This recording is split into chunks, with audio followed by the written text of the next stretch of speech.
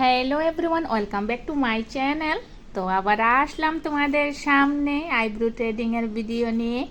তো উনি হচ্ছেন আমার রিয়েল ক্লায়েন্ট, ওর বুড়োতেই আজকে আইব্রো ট্রেডিং করা শেয়ার করছি তোমাদের।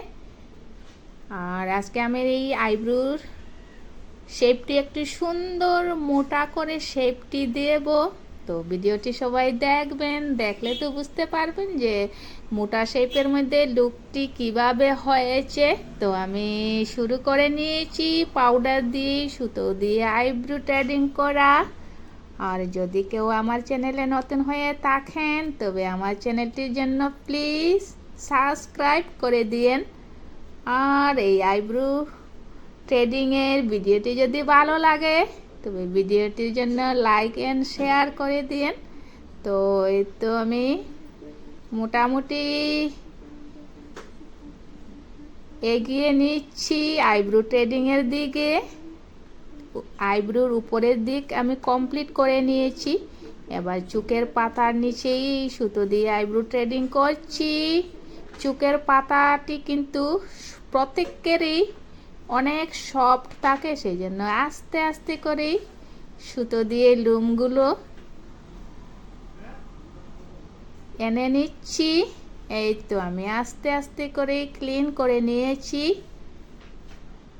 এই তো আর বেশিক্ষণ লাগবে না, এক সাইডে অলরেডি কমপ্লিট, আবার এক সাইডে আমি স্টার্ট করে নিচ্ছি আইব্রো ট্রেডিং করা। আর এই তো বেশি সময় লাগাবো না, অল্প সময়ের মধ্যেই ফাইনাল লুকটি হয়ে যাবে। আইব্রো ট্রেডিং করার আগে সুন্দরভাবে কিন্তু উপরে টেনে রাখলে ব্যথা পায় না। যারা আইব্রো ট্রেডিং করেন তারা এর কোনো চোখে ব্যথা পাওয়া যায় না, কোনো অসুবিধা হয় না।